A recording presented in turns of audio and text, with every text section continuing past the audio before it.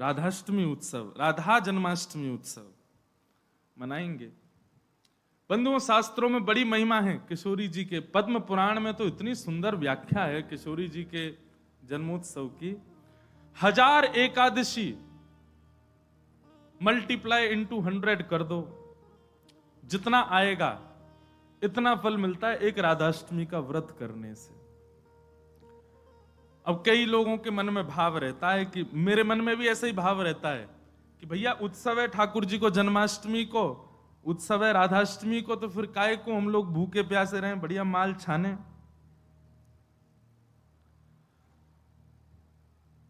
तो भाव तो रहता है, पर शास्त्रों में बड़ी महिमा है। व्रत करने का नियम मूलतः इस भाव से होता है कि भाई जब हम अन्न का सेवन नहीं करते हैं तो अन्न सेवन ना करने से आलस्य जाता है। अन्न सेवन ना करने से मस्तिष्क में, मन में नकारात्मक ऊर्जाएं नष्ट हो जाती हैं। फलाहार रहते हैं तो निश्चित ही है ऊर्जावंत होते हैं, तो ऊर्जावंत होंगे तो और बढ़िया उत्सव मनाएंगे।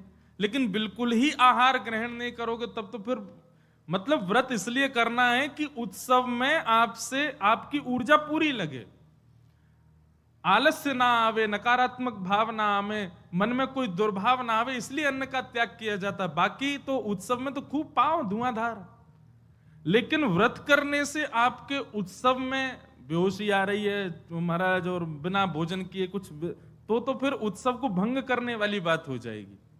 उत्सव को भंग नहीं, उत्सव को सुंदर बनाने के लिए व्रत करना है। तो राधाष्टमी उत्सव पर इस बार व्रत निश्चित करो, हर बार ही करो। वैसे तो शास्त्रों में दशावतारों में 4 अवतारों के व्रत करने की आज्ञा दी है, रामनवमी और नृसिंह चतुर्दशी, कृष्ण जन्माष्टमी और वामन द्वादशी।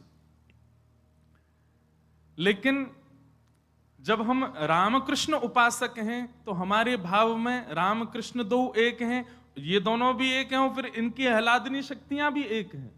राधा कृष्ण स्वरूपाम्बई कृष्ण राधा स्वरूपिणौ कलात्मानम निकुंजस्थम गुरु रूपम सदा भजे। तो जब किशोरी जी ब्रजमंडल में ठीक ठाकुर जी का ही स्वरूप हैं तो फिर उनके लिए भी ये व्रत की क्रिया करनी है। पद्म पुराण में ब्रह्मा जी ने इसका बहुत सुंदर वर्णन किया है कि भैया व्रत निश्चित करना चाहिए, इतना फल मिलता है, इतना फल मिलता है। लेकिन जब भी फल कोई फल बताता है ना कि महाराज जी ये करने से ये फल मिलता है, ये करने से ये फल, मन में एक ही बात आती है, अगर ये करने से ये फल मिलता है, अगर हम इसके बदले फल की कामना ना करके ठाकुर जी की कामना करें तो हमको व्रत इसलिए करना है हमको श्री जी मिले, हमको व्रत इसलिए करना हमको ठाकुर जी मिले। अक्षय तृतीया के दिन लोग दुनिया भर का दान करते हैं, चावलों का दान कर रहे हैं, अन्न का दान कर रहे हैं, स्वर्ण दान कर रहे हैं, चांदी दान कर रहे हैं, जे दान कर रहे हैं, वो दान कर रहे हैं। हमारे मन में भाव आता है कि भैया वादना नाम को दान करो, जो राह में मिल जाए वही से कहो जय श्री कृष्ण, जो राह में मिल जाए वही से कहो राधे राधे, नाम दान करते चलो। बोले क्यों? बोले अक्षय तृतीया को कछु दान करो तो अक्षय है जाए, तो हम नाम दान करें, हम ठाकुर जी को भजन दान करें, अरे भक्ति दान करें, अपनी भक्ति अक्षय हो जाए, नाम अक्षय हो जाए, प्रेम अक्षय हो जाए, ऐसी अक्षय तृतीया मनाओ। तो कभी भी आपको किसी व्रत या किसी नियम के पीछे फल बताया जा रहा हो, सुन लिया करो, अच्छा इससे ये फल मिलता है, उस फल को गौड़ करके उस फल के स्थान पर किशोरी जी को विराजमान कर दो। हे किशोरी जी, हम राधाष्टमी को व्रत या मारे करेंगे कि हमको आपकी प्रेम लक्षणा भक्ति प्राप्त हो, आपको प्रेम प्राप्त हो, इसलिए हमको व्रत करना है। तो राधाष्टमी उत्सव इस बार भागवत कृपा निकुंज में गिरधर लाल जी का मनाया जाएगा। सुबह 9 बजे से क्रम रहेगा, 8 बजे द्वार खुल जाएंगे, आके बैठ जाना। 9 बजे फिर अभिषेक होगा, टीवी हम लगवा देंगे 2-4 ताकि लाल जी दिखें आप सबको, और फिर उसके बाद बधाई गायन उत्सव आदि चलेगा। 10-11 बजे तक का क्रम रहेगा, ज्यादा लंबा नहीं, छोटा ही क्रम रहेगा।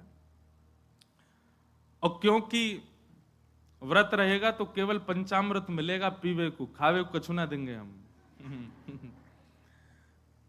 प्रसाद भी रहेगा, सब लोगों को थोड़ा थोड़ा प्रसाद बाहर ही मिल जाएगा। फिर उसके बाद राधा वल्लभ जी जाइयो, वहां पे ऊधम मचाइयो, बिहारी जी जाइए और सुनिए, राधाष्टमी को हमारे ब्रजमंडल के रसिक शिरोमणि स्वामी श्री हरदास जी का जन्मोत्सव है।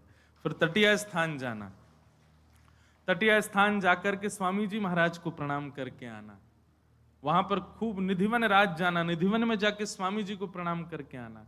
राधाष्टमी का उत्सव तो जन्माष्टमी से भी बड़ा होता हमारे ब्रजमंडल में।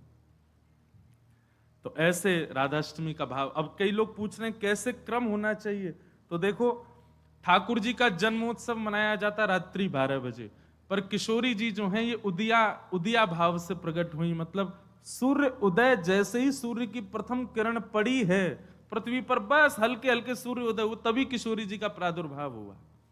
तो एक प्रकार से नहीं, सुन लो ताली बाद में बजा ले।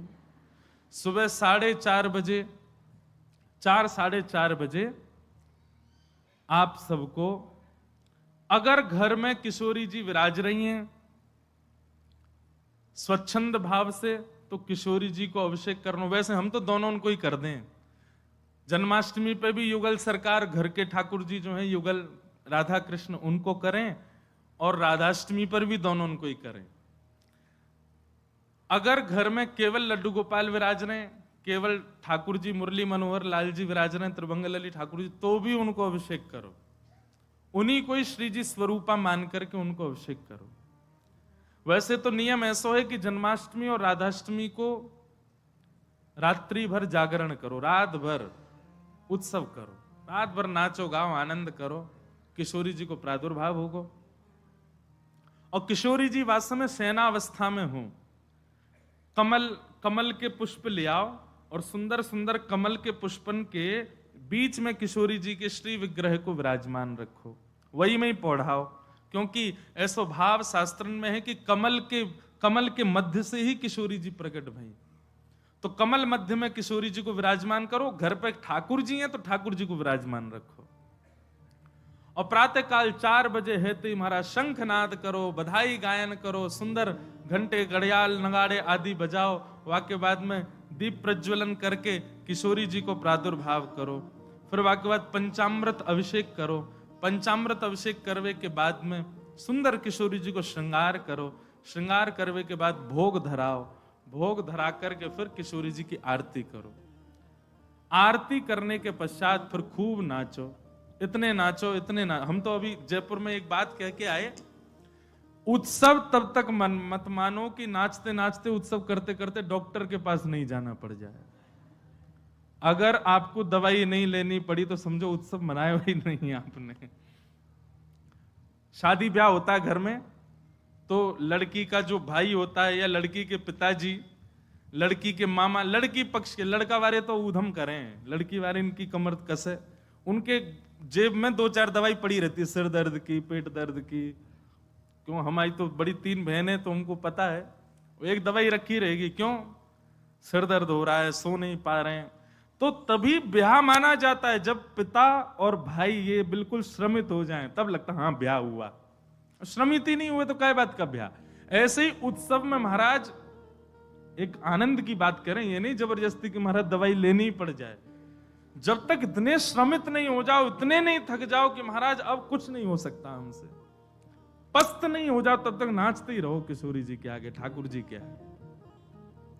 खूब बढ़िया उत्सव करियो, खूब नाचियो, और फिर व्रत रखो पूरे दिन। किशोरी जी को खूब बढ़िया व्यंजन पवाओ, और पवा करके वो कोई को वितरण करो, कोई अपने काजे थोड़ा रख लो, दूसरे दिन जब नौमी लगे सो वाकू पाओ प्रसाद रूप में, पर वाह दिन व्रत रखो। और भैया नहीं रुको जाए तो पालियो, चकाचक पाओ, बोले हमारी श्री जी को उत्सव है हम तो पाएंगे, तो पाओ, कोई दोष भी नहीं। व्रत ना करने से पाप नहीं लगता है, पर व्रत करने से पुण्य बहुत होता है हमको, लेकिन पुण्य की नहीं, हमको किशोरी जी की कामना।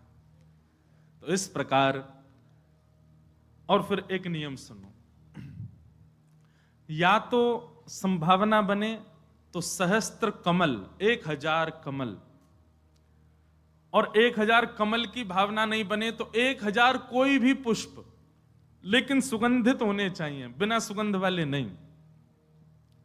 मोगरा के हो जाएं, हार श्रृंगार के हो जाएं, गुलाब के हो जाएं, और यदि व्यवस्था बन जाए तो कमल 1000 हो जाएं।